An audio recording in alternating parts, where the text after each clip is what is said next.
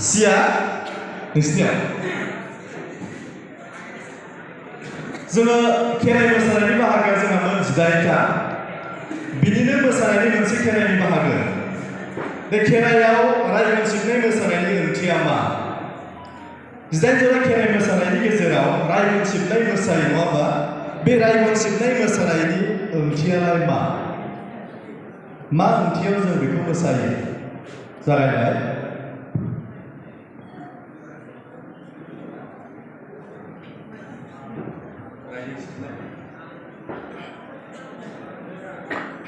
सोंनायखौलाय ना नाथाय एसे गोरलै राव बिदि बुंदों रायमोनसे अडियन्स देलाय बुंलाय फामनिफ्राय बारग'नाय साबायखर सुनिल बसुमतारी बिथांनो गंसे ज' हरनाय जादों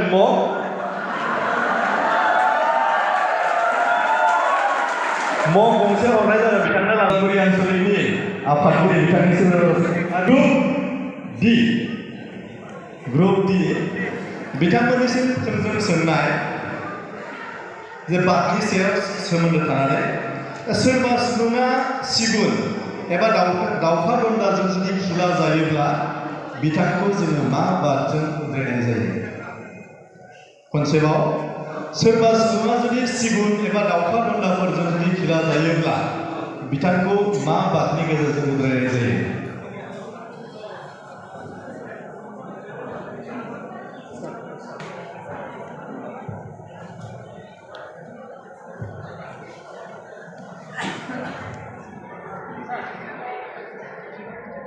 कुइसनखौ खनसे बुंबावबाय जों बाद मानसिया जेनेबा मा होनदों खर'आव जुदि सिगुनजों एबा दाउखा दन्दाजों खिला जायोब्ला बर' समाजाव मोनसे उद्रायनाय खान्थि दङमोन बेखौ जोङो बाद होननानै बुंनाय जायो दा बिथांमोननि गेजेराव जोंहा बादा जोंहा मोनबा बे मोनबा बादनि गेजेराव जे बेबायदि सुबुंखौ बबे बादनि गेजेरजों उद्रायनाय जायोमोन बा उद्रायनाय जायो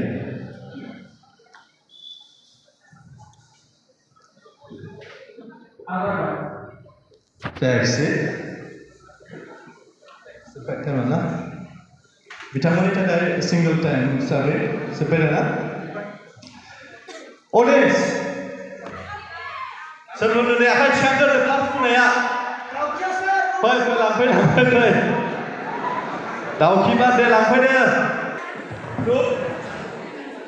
ना नोंसोरो मोनसेबो मार्क्सखौनो मोनाखैना बिथांमोननि थाखाय मोनसे गोरलै सोंनाय जोंनि अरायथा गुरुफोर जे अरायथा गुरुफोराबो बार हा दै अर अख्रां बिसोरखौ जोंनि साबा अरायथा गुरु बे साबा अरायथा गुरुखौ जोंनि बाथौ धोरोमाव मोन्थोर राव दङ साफ्रोमाबो मिथिबाय मोनफ्रोमाबो मोनफा मोनफा मोन्थोर राव दङ दानिया थोंजों सोंनाय बारखौ मोन्थोर रावै मा बुङो बार बाथौ धोरोमाव बारखौ मोन्थोर रावै मा बुङो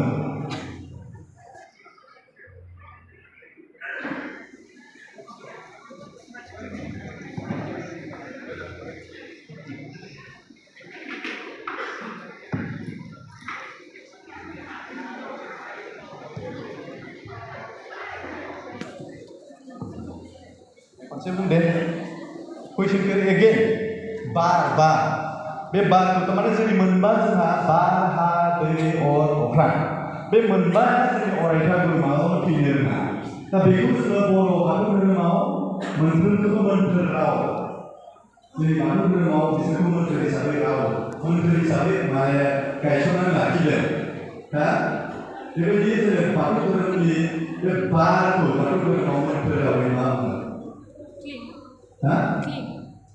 ini dari bahasa bisman firman जायाखिसै सोरबा बुंबावदे खैला बिथांमोनखौ लांफैनो थाखाय गुरै खावलायबाय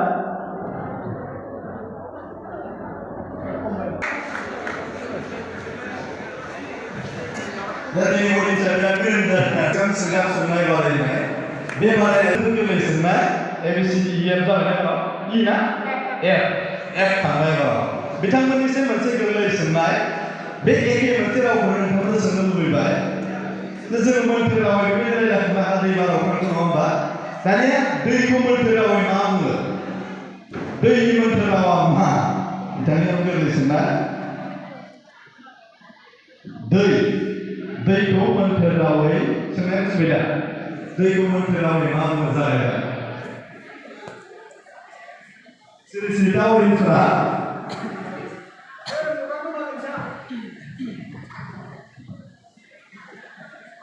गोरलै सोंनाय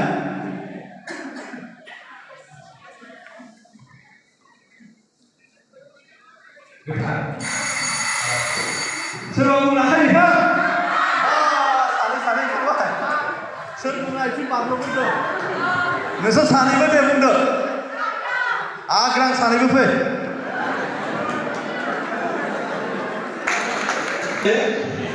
जि उदालगुरि जि बिथांमोननि थाखाय आङो बांखौ लाङाखै हा फारि लाना थांदों दा बिथांमोना जाहैबाय सोरबा सुबुङा गावनि बिमा मोजां खोनासंनायखौ सोरबा सुबुङा गावनि बिमा बिफा बिबै बिबौखौ बुयोब्ला मा बादजों उद्रायनाय जायो सोरबा सुबुङा जोंहा उद्रायनायनि थाखाय मोनबा जोंहा बाद दङ बे बादनि गेजेराव सोरबा सुबुङा जुदि गावनि बिमा बिफा बिबै बिबौखौ बुयोब्ला जों उद्रायनाय जायो सोंनाया जाहैबाय बेबायदि बिमा बिफा आरो बिबै बिबौखौ जुदि बुयोब्ला बाथौ धोरोमाव बबे बादजों उद्रायनाय जायो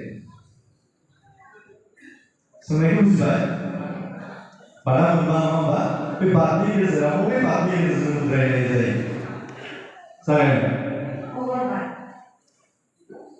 अगरबाद आखाइ खबनाय बेखौ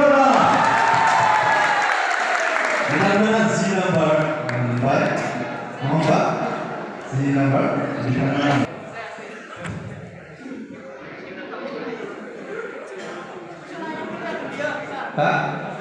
थोंजों सोंनाय ग्रुप एच बर' बाजार सोर जरासि गुरुआ आं बेवहाय माने धोरोमारि रावनिफ्राय बानायनाय होनानै एखे जायो नालाय मोनबाल' थायो बयबो बुंनांगौ जायो बानायनाय गासैबो दाना बर' बाजारनिफ्राय थोंजों सोंनाय एच सोर जरासि गुरुआ जोंना जिदाइन जरा गुरुनि बे सोंनाय सोर जरासि गुरुआ सनानि जांख्लाजों बुहुमाव फैनानै बाद खान्थिखौ जोनोम होफैदोंमोन आखाइ खबनाय फार्टिनिया जाहैबाय मोनसिंसिन बोराय आरो मोनसिंसिन बुरै मोनसिंसिन नङा होमबा बयबो मिथिला मोनसिंसिन आरो मोनसिंसिन बेफोर जोंहा फैदों दा फार्टिनियानि थाखाय बिथांमोन जि नाम्बार दानिया मा नाम्बार मोननाय माबायाव आइ ना सानजा कालाइगाव दानिया सोंनाया जाहैबाय बिथांमोननिसिम थांगोन सानजा कालाइगाव ना बर' बुजिबाबो ना बर'आवनो बुंगोन बिथांमोनखौ दा बाथौ धोरोमनि फिरफिला मोनबा बेखौ जों मिथियो नङा होमबा पास्ता कालारा सोंनो बाथौ धोरोमनि मोनबा फिरफिला मोनबा मोनसे बिथांमोननो सोंनो नागिरदों बिनि गोजौसिनाव थानाय गाबा जोंहा मानो गोजा नङा होमबा दा बाथौ धोरोमनि मोनबा फिरफिलानि गेजेराव बयनिख्रुइ गोजौसिनाय गाबा जाहैबाय जोंहा गोजा दाना बे गोजा गाबनि ओंथिया मा गोजा गाबनि ओंथियालाय मा ओंथि रुजुथाय नङा बेयाव ओंथि अर्थ'खौ কি रङा बर्ण अर्थ'खौ কি गोहो কেন জানো না আর অকমান আছে কওকচোন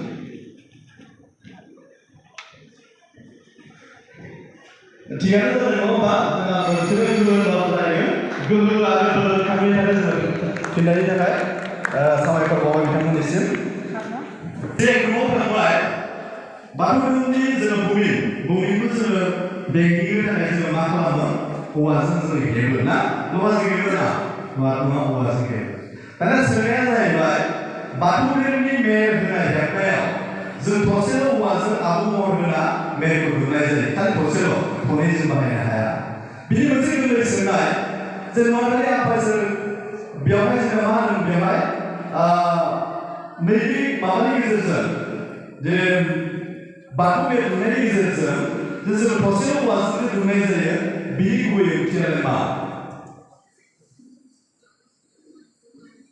थसेल' औवाजों दुमनायनि ओंथियालाय मा? जों थनैखौसो हेबनो हायो नाथाय थसेल'सो जों हेबथारनांगौनो थसेनि बारा जायोबा जानाय नङा बुजिबाय दा थसेल' औवाजों हेबनायनि गुबै ओंथियालाय मा? जागायबाय जोङो सुबुं माहारिया हारसिङैनो जोनोम लादों जेब्ला हारसिङैनो थांफिननांगोन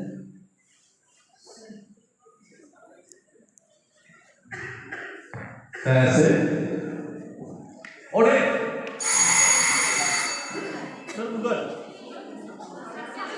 सासेल' इसोरखौ फोरमायनो थाखाय आखाइ हमनानै हो ना दा के ग्रुपआव थाङोबा जोंहा सिना खनानि बिथांमोननियाव मोनहैगोन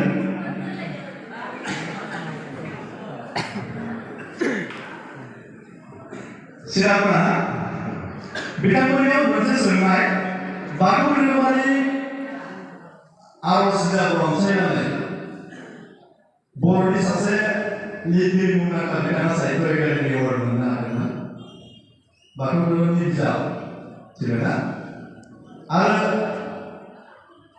बिथाङा मा होनो बे बिजाबनि थाखाय साहित्य एकाडेमिनि थाखाय गिबिसिनाव बर'फोरनि गेजेरावनो साहित्य एकाडेमि बान्था मोननो हादोंमोन बिथाङानो जाहैबाय डक्टर मंगल सिंह हाज'वारि सोंनाया जाहैबाय बिथांनि मा बिजाबनि थाखाय साहित्य एकाडेमि बान्था मोनदोंमोन बिथाङा लिरनाय बबे बिजाबनि थाखाय साहित्य एकाडेमि बान्था मोनदोंमोन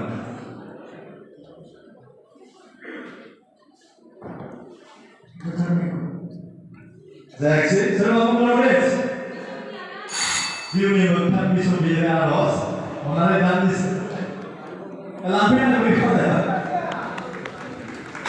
जिउनि मोगथां बिसम्बि आरो आर'ज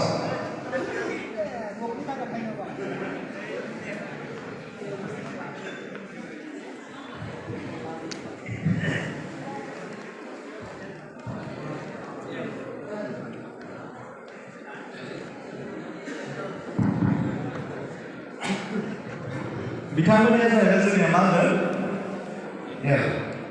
एल सोंनायाव बिथांमोननिसिम थोंजों सोंनाय हिसाबै आं लुबैदों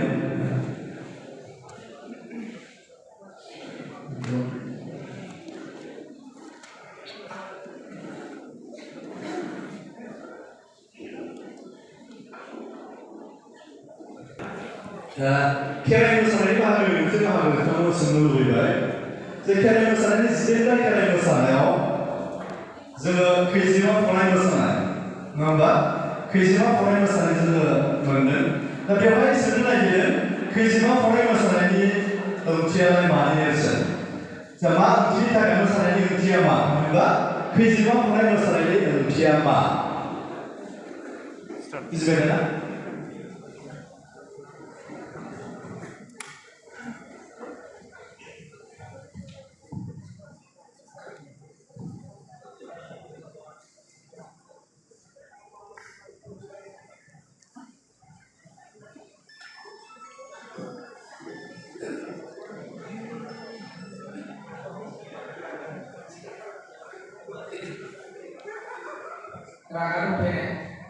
जायाखिसै बाय cucu दैखांग्राय itu खौसेथिनि नेरसोन नोंथाङा दसे थाथ' जोंहा मगा एसे माबायाव गैथ'आ मोनगोन रनसायखौ आं फोसावनो सानदों जोंहा सेथि रावाव मोननो हादों ग्रुप ए मासबारा लाथिख' ग्रुप बि नोलोबारि लाथिख' ग्रुप सि दिमाकुसि लाथिख' ग्रुप डि पानेरि लाथिख' ग्रुप इ हरिसिंगा लाथिख' ग्रुप एफ रौता लाथिख' group G Udalguri 10 number group H बर'बाजार 10 number I Sandra Kalego Z Mark Z Zorafukri Latiko K Sinabona Latiko आरो L Orang Ansuri Latiko जोंहा बेखिनियानो सेक्रेटारि जाबाय मोनसे जोंहा ना L निफ्रायनो बिथांमोननो जोङो मा खालामनो नागिरदों मोनसे लिटारेचार एन्ड एवार्ड माबाखौ राउन्डखौ जों लानो नागिरबाय दानिया सोंनो नागिरदों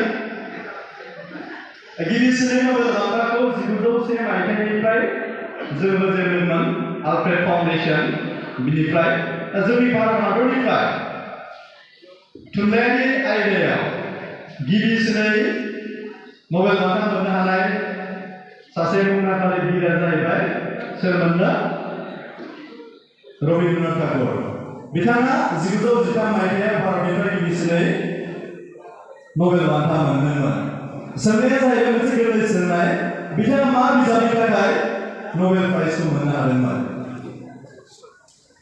बेयाव बांलायनाय दङ दै रावबो माबानाङा बे बांलायनाय कुइसन दङ बेयाव 5 मार्क्स बांलायनायनि थाखाय गीतांजलि आखाइ हमना होनाय खावलायबाय बर'खौ माने जोंनिनो भारत हादरनि गिबिसिन नबेल बान्था मोनगिरि टेकरा गीतांजलि बिजाबनि थाखाय नबेल बान्था मोननो हादोंमोन मरिना मासारो मुंनि सासे भेनेजुवेला हादरनिफ्राय बिथाङा मोननो हादोंमोन दासिम भारतनिफ्राय गोजोननि थाखाय नबेल बान्था मोननो हानाय 1979 मायथाइयाव मोनदोंमोन बिथाङा सासे आइजोमोन 1979 मायथाइयाव गोजोननि थाखाय सोर आइजोआ नबेल बान्था मोननो हादोंमोन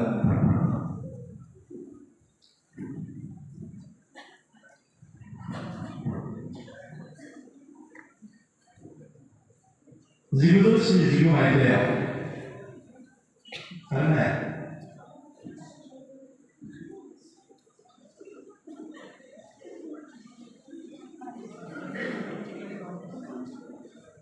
Menurut saya jelas Indonesia sekarang di dalam apa yang saya baca.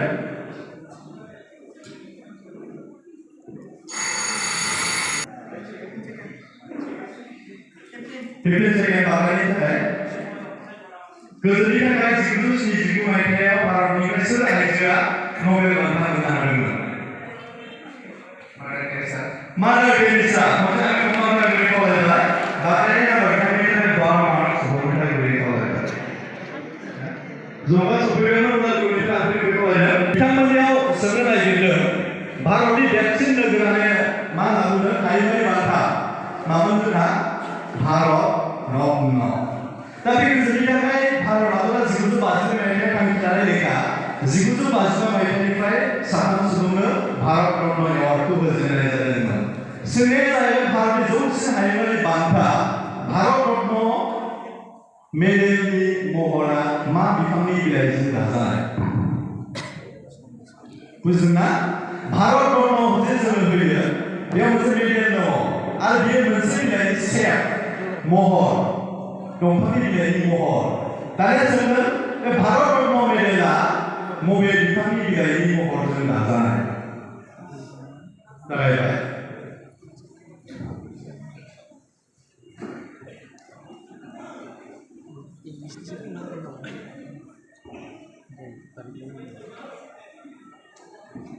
हायाबा बारो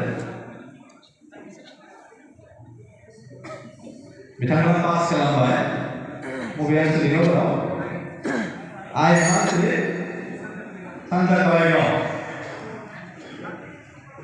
फाख्रि बिफांनि बिलाइजों दाजानाय फाख्रि दंफाङा भारतनि माहारियारि बिफां आरो बे फाख्रि दंफाङा मा जातनि जोंहा एसे बेलान जायगानि फाख्रि बिफां नङा होमबा जायखिजाया जोंनिया जाहैबाय मा होनदों बेलान एबा पिपल ट्रिनि दंफांनि बिलाइजों महर होजानाय दा बिथांनि थाखाय 5 नम्बर दानि थोंजों सोंनाय आइ बिथांनिया थांदों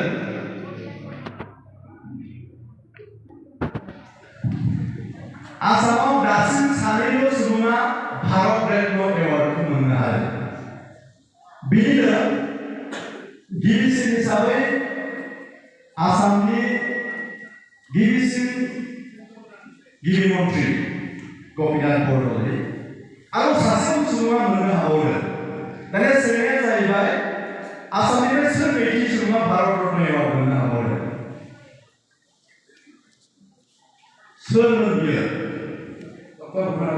डक्टर भुपेन हाजरिका आंनि हमनानै लिरबाय डक्टर भुपेन हाजरिकाया भारतनि गेजेराव जौसिन हायुङारि बान्था भारत Brahma Bankhaखौ माला मोनदोंमोन मिथिगौना? माला मोनदोंमोन? 2019 मायथाइयाव मानि थाखायनो सासे मुंदांखा सिंगार मेथाइगिरि आरो फिल्म मेकार महरै बिथांनो होनाय जादोंमोन। दानिया थोंजों सोंनाय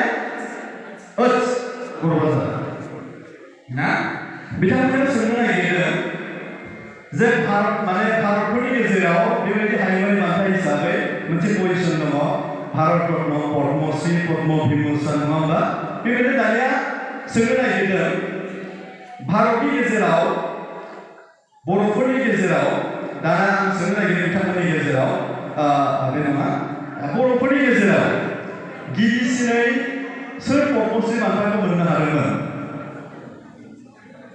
बर'फोरनि सोर सुबुङा गिबिसिनै भारतनि ब्रैथि हायुङारि बान्था गोजौनि माने सेथि हिसाबै रानबोनाय जे बिनि पद्मश्री बान्थाखौ भारतनि गेजेराव सोर मोनजेननो हादोंमोन बर'फोरनि गेजेराव?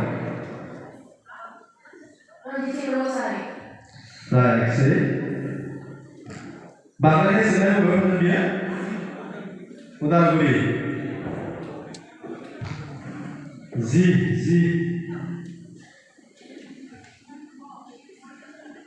पद्मश्री बान्था बर'फोरनि गेजेराव सोर मोनजेननो हादोंमोन? आथिखालाव खनसेयै मोननायनो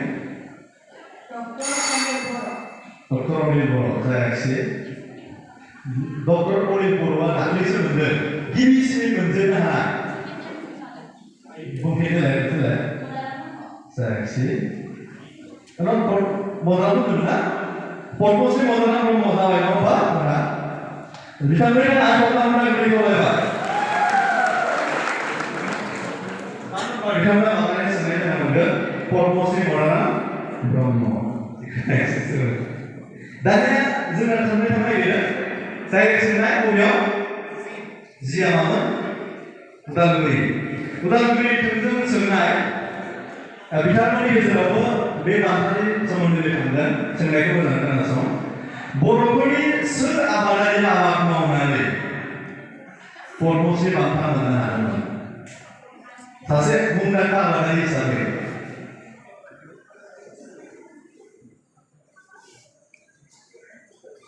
कुनु लिरनाय फरायनाय नङा बायदि बिथिङाव नङा बिथाङा गोनोखो आदबजों आबाद मावनानै पद्मश्री बान्था मोननो हादोंमोन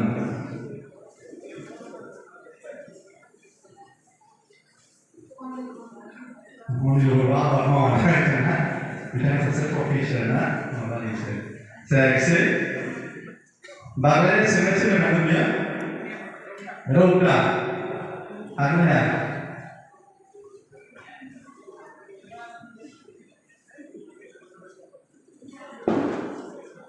हाया Next.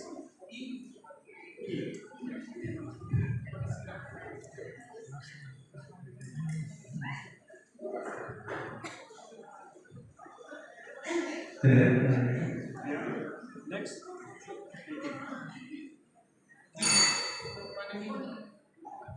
Only.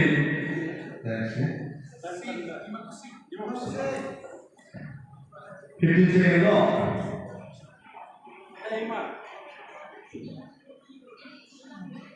D. C.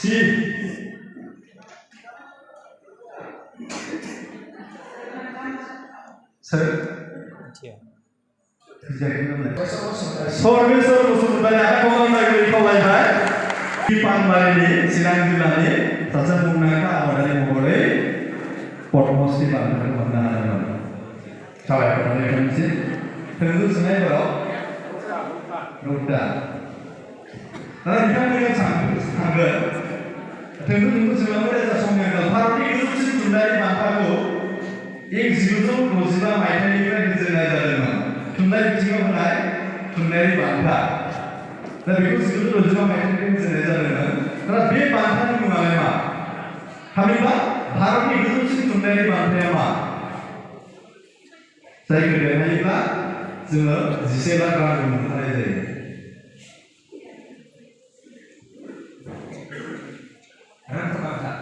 बर'फोरनि सोलियो थुनलाइयारि बान्था हिसाबै भारतनि गोजौसिन थुनलाइयारि बान्थाया मा? पास ना? Hah? Saya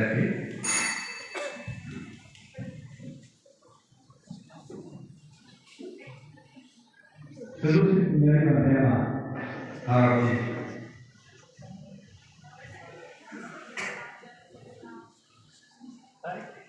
Jadi, itu sebetulnya semua akhirnya saya Satu malah yang mereka menunjuk.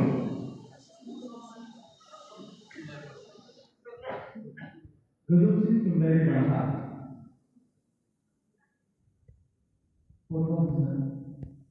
dia primary bangsa.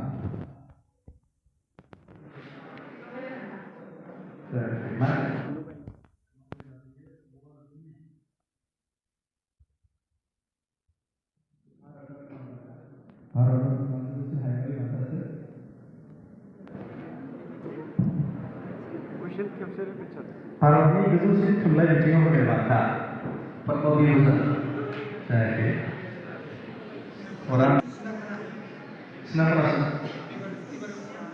orang ya saya kira kali mati kan hah गोजौसिन थुनलाइयारि बान्था भारतनि खोनासंना बयबो होनो हाय भारतनि गोजौसिन थुनलाइयारि बान्थाया मा बान्थानि नामखौसो सोंनो नांगोन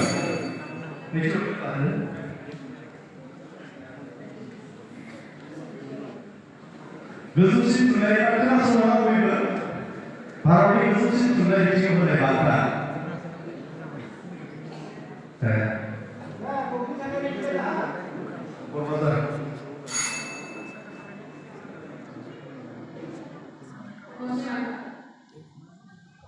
Masuk ini deh. Foto gambar. Desa teknologi mungkin. Bapak bikin cek dulu. Kayak maksudnya ya. Nusra? Oh bisa. Tadi sih.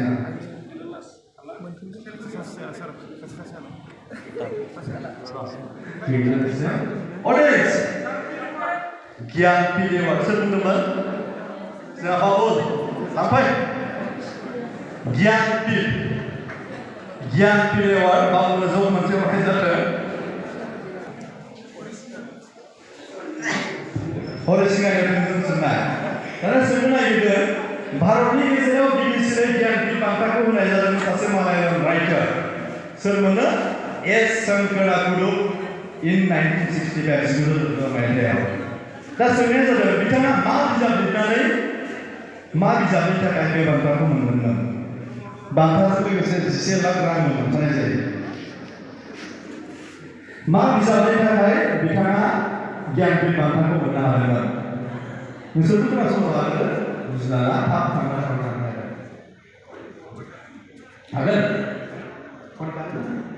लांनो हाया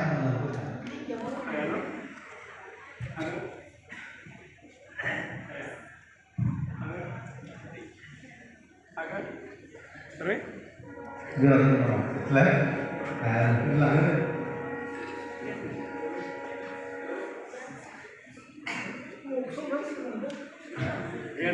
Iya, jauhin saya. Dan Inggris tau, pandai na.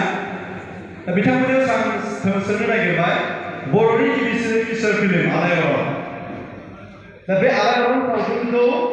मोनसे मा खालामदोंमोन बिथाङा बेयो 1986 मायथाइनि 33rd नेशनल फिल्म फेस्टिवलावहा best film एवार्डबो मोननो हादोंमोन दानिया सोंनाया जाहैबाय बे आलायारन सावथुनखौ माब्ला दिहुननाय जादोंमोन थोंजों सोंनाय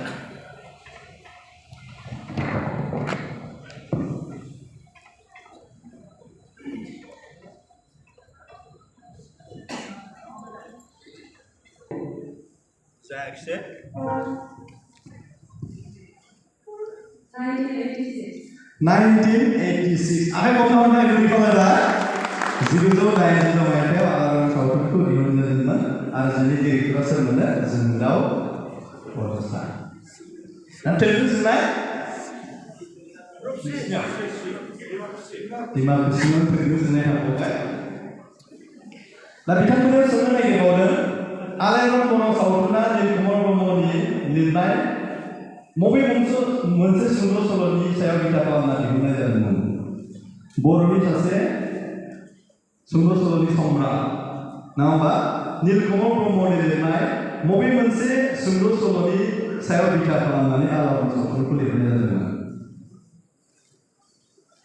सुंद' सल'नि मुं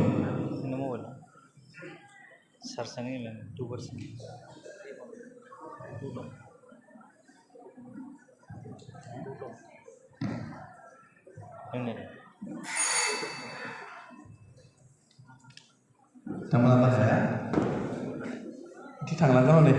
Ini apa kita nih? Ayo balik.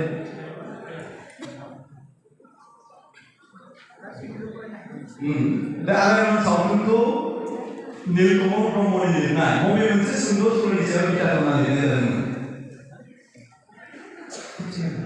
खोमसि नामा?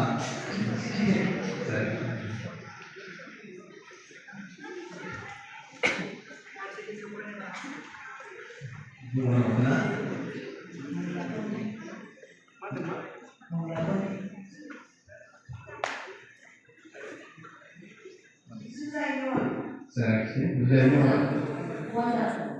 Zainuwa itu nih kemudian si teman-teman saya.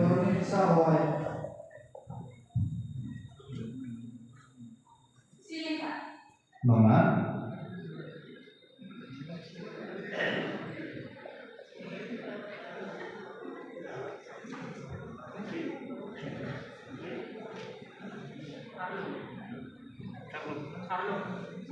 Sepeda, Odin, medai ala gelombang, wah, lambai, jauh sih lambai.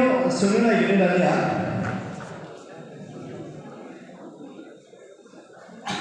Nanti harus video lana, gedang nurna deh. Di sini macam apa ya?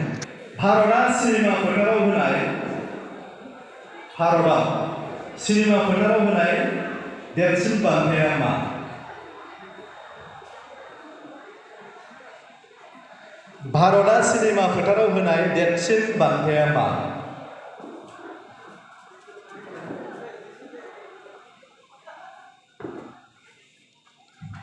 बलिउडनाव जोङो देरसिन बान्था बेनो बलिउडनि देरसिन बान्थाया मा? हाया?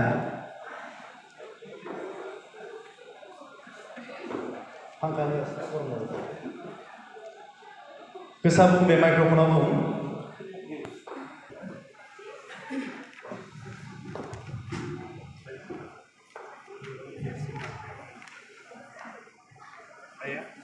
हायाखै ना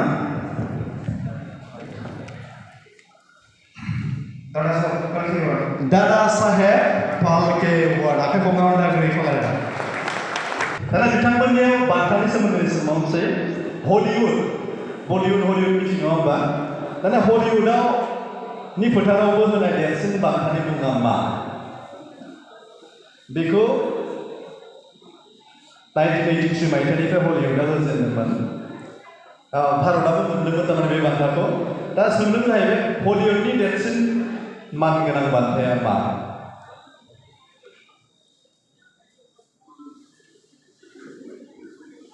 बेखौ मा होननाय जायो दा एकाडेमि एवार्ड बे अवार्ड्सआव जोङो नङा होमबा दा एकाडेमि एवार्ड्स होनाय जादों बेखौ आमेरिकानिफ्राय होनाय जायो हलिउडनि देरसिन बान्थायालाय मा? फिल्म जगताव होयो बेखौ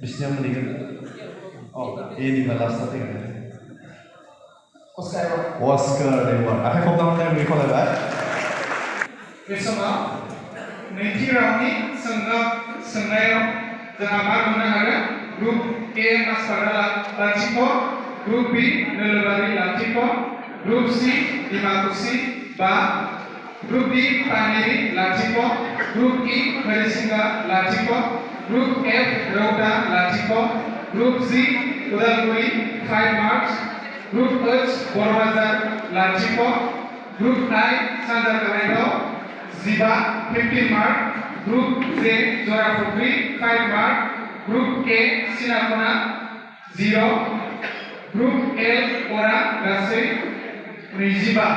सोर बांसिन मोनफैगासिनो जोंहा दासिम ग्रुप ए फरायनानै बयनिख्रुइ बांसिन मान मोननो हादों दासिम 85 आखाइ खबराव नायनो लुबैयोबा सेकेन्ड पजिसन मोननानै सेकेन्डआवबो मोननो हादों सानजा कालाइमावबो गासै 25 ओमफ्राय बेनिफ्राय जि उदालगुरिया मोननो हादों 15 फार्स्ट पजिसनाव मोननै जाना दङ होमबा Oldest oil mining of Assam. Biयो मानो जोंहा खैलाफोरनि मुङा माकुम ना माकुमा जाहैबाय आसामनि गेजेराव बयनिख्रुइ गोजामसिन खैला खनि थारमाने मा oldest oil mining of Assam. दानिया सोंनाया जाहैबाय माकुमा बबे जिल्लायाव दङ बागायनाय गैया बियो ऑडियंस रेडी था माकुम खैला खनिया बबे जिल्लायाव दं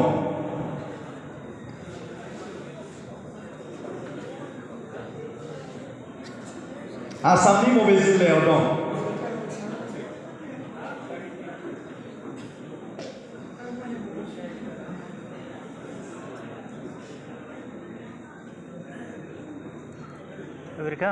अडियन्स खिन्थु माबा नायनाङा मबाइल नायनाङा ना मबाइल नायनानै भिडिअ जानायखौ खिन्थु हरला नङा होमबा दे होमबा दे हाला ना अब्ला जुदि फिननायखौ ओरैनो उननिफ्राय बुंजागोन बांद्राय रायज्लायनाया तिनिसुकिया जिल्लायाव दङमोन मिथिबायना तिनिसुकिया जिल्लायाव बियो दङमोन दानिया जोङो ग्रुप बि बिथांमोननो सानगोन आसामाव मोनसे जिल्लानि मुंखौ सोलायनानै श्रीभूमि जिल्ला महरै मुं होनाय श्रीभूमि दानिया सोंनाया जाहैबाय बबे जिल्लानि मुंखौ सोलायनानै श्रीभूमि मुं होनाय जाखो बेखौ 2021 नभेम्बराव आसामनि चिफ मिनिस्टारा फोसावनानै होदोंमोन श्रीभूमि जिल्लाखौ बबे जिल्लाखौ सोलायनानै होनाय जादों थाखानाय जिल्लानि मुंखौनो सोलायदों हा कामरुप जायाखिसै जिल्लानि मुङा मामोन जोंहा ऑडियंस करिमगंज भारतनि लावसिन दाला जों धलासुलियाखौ जों मिथियो बिनि लावथाया 9.15 किल'मिटार दानिया सोंनाया जाहैबाय धलासुलिया दालांखौ आसामनि सोर गेदेमानि गोसोखांथि महरै मुं दोननाय जादों सोरनि मेम'रियाव दोननाय जादों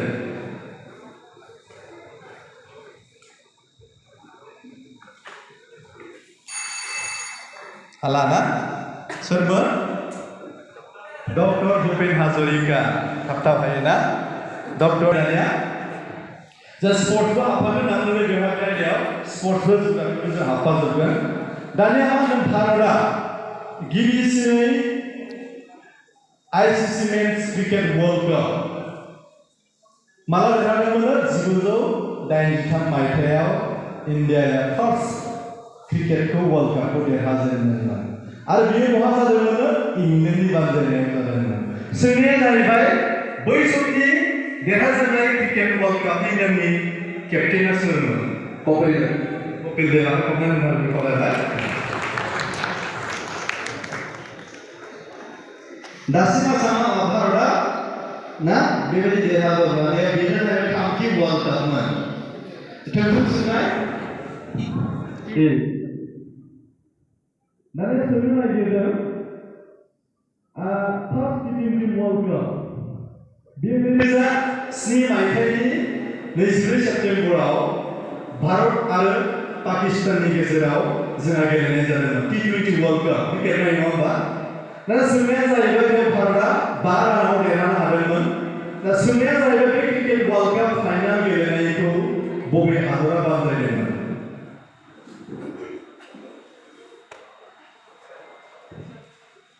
बबे हादराव जादोंमोन? India. जायाखिसै बहाबा मिथियो? South Africa.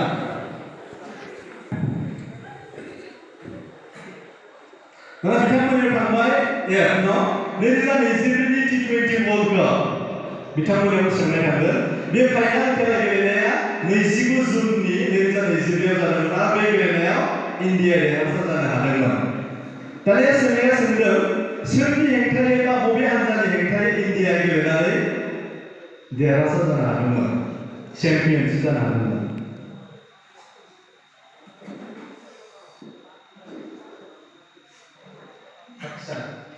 नङा।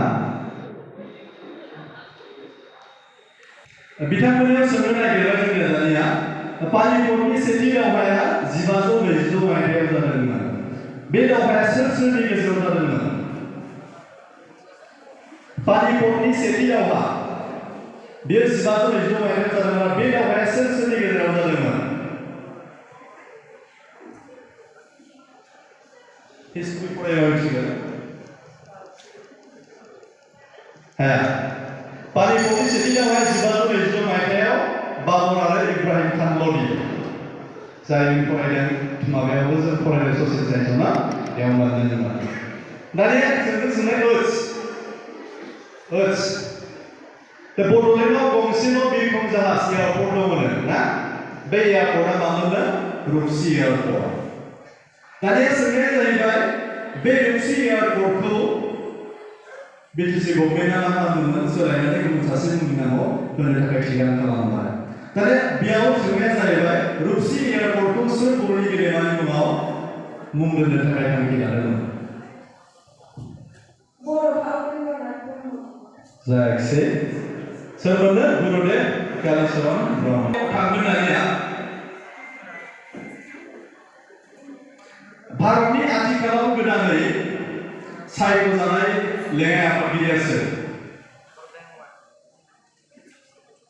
थांनाय 12 सेप्तेम्बरावसो बियो गोदानै सायख'जादों भाइस प्रेसिडेन्ट अफ इन्डिया।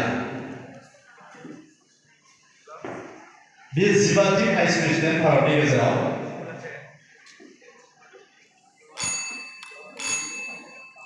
हालाना सोरमोन बियो? CP राधाकृष्णन। बिथांनि मुङा गांसे जाखायो। CPनि मुङा जाहैबाय चन्द्रपुराम पुन्नस्वामी राधाकृष्णन ना CP राधाकृष्णन 15थि लेङाइ हादरारि। दानिया थोंजों सोंनाय भारतनि देरसिन हायुङारि पार्कआ जादों हेमिस नेशनेल पार्क। भारतनि देरसिन हायुङारि पार्कआ जादों हेमिस। दानिया बेयाव सोंदों बियो बबे रायजोआव दङ?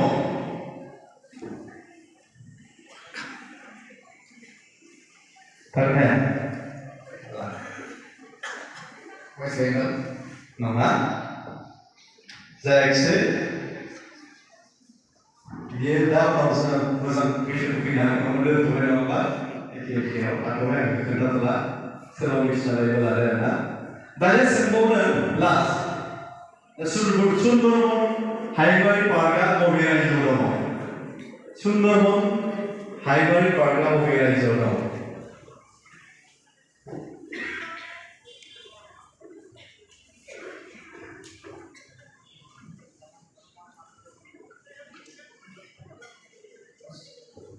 गैला ना?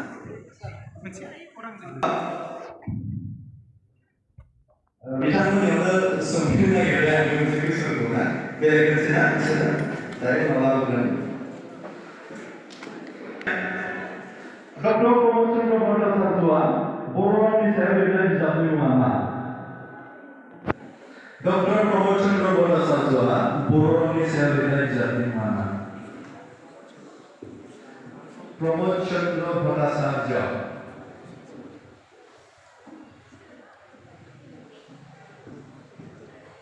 रावनि सायाव लिरदों बिथाङा।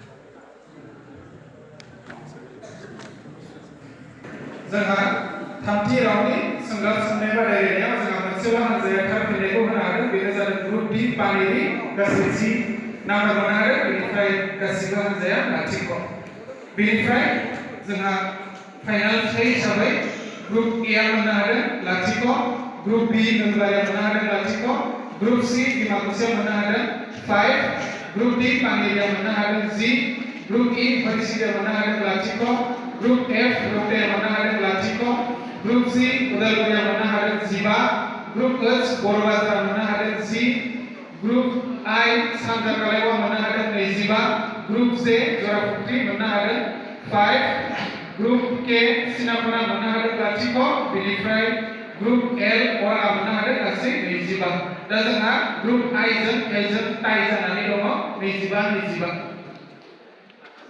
बबे ग्रुप आई सानजा कालाइगाव बेनिफ्राय ग्रुप एल अरा सानजा कालाइगाव उदालगुरि बारा गोलाव खालामला मोननैनि गेजेराव जायखिजाया मोनसे सोर हागोन आरो जाबाय आसामनि देरसिन जिल्लाया मा सोर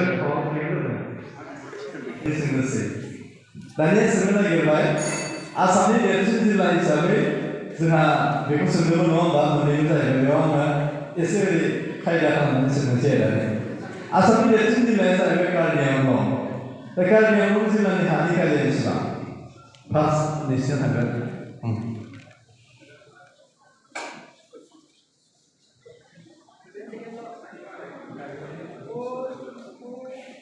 बेसेबां स्कुवेर किल'मिटार बांगालि मोनसे बिथांमोना थोंजों सोंनाय बिदिन्थि बानाव दानिया जोंनो आसामनि बयनिख्रुइ देरसिन मा होननानै बुङो जोंहा डिस्ट्रिक्ट आसामनि बयनिख्रुइ देरसिन डिस्ट्रिक्टआ जाहैबाय मा मोनो साउथ सालमारा साउथ सालमारानि हानि स्कुवेर किल'मिटार बेसेबां हानि गालिया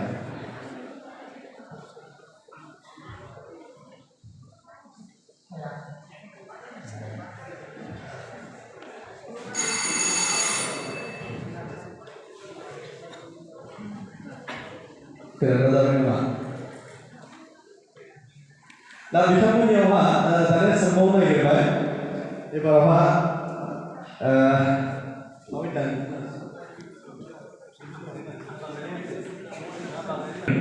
बुहुमनि देरसिन दैमानि मिथिदों माजुलि बे माजुलिनि हानि गालिया बेसेबां बे बांगालि कुइसन फैगोन दे एबाराव नोंसोर हायाबा बेनिफ्राय खारनो हाया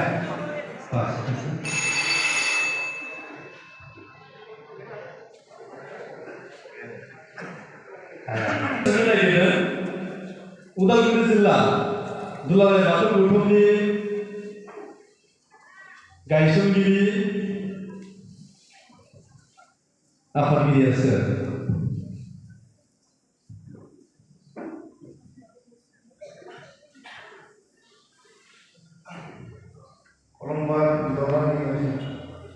जायाखिसै पास थांबाय आरो उदालगुरि जिल्ला दुलाराय बाथौ गौथुमनि गायसनगिरि आफादगिरिया सोर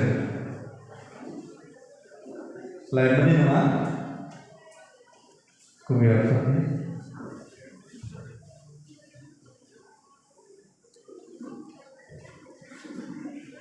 जायाखिसै गौथुमनि ना बांलायनायखौ जों बेखौ हायाबा बेयाव थाहैखाबाय दुलाराय बाथौ गौथुमखौ 1992 मायथाइयाव दाजेननाय जादोंमोन बिनिनो दाजेनगिरि गाहाय नेहाथारिया सोरमोन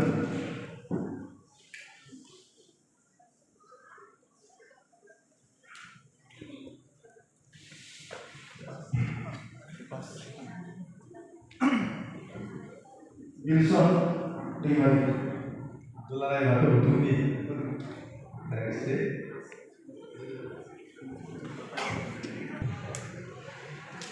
दुलाराय बाथौ गौथुमनि आथिखालनि आफादगिरिया सोर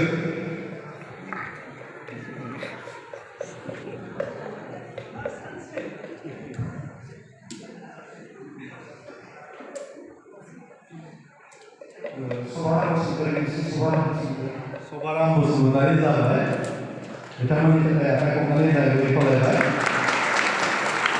नोंसोर लास्ट चान्स जाबायना एबारावहा लास्ट चान्स बिथांमोननो होदो बिथांमोननियाव सोंनो नागिरदों उदालगुरि जिल्ला दुलाराय बाथौ गौथुमनि दाजेनगिरि गाहाय नेहाथारिया सोरमोन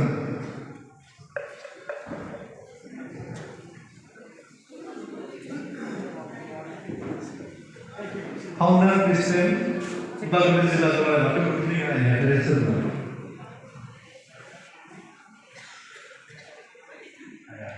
धनेश्वर स्वरगयारि नङा होमबा?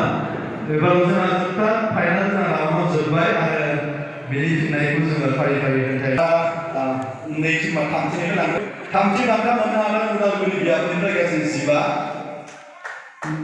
आरो उदालगुरि कलेजआ नैथि बान्था मोननो हादों सानजा गलायगावनिफ्राय गासै 25 नम्बर आरो सेथि बान्था मोननो हादों अरांनिफ्राय गासै 35 आरो उदालगुरि कलेज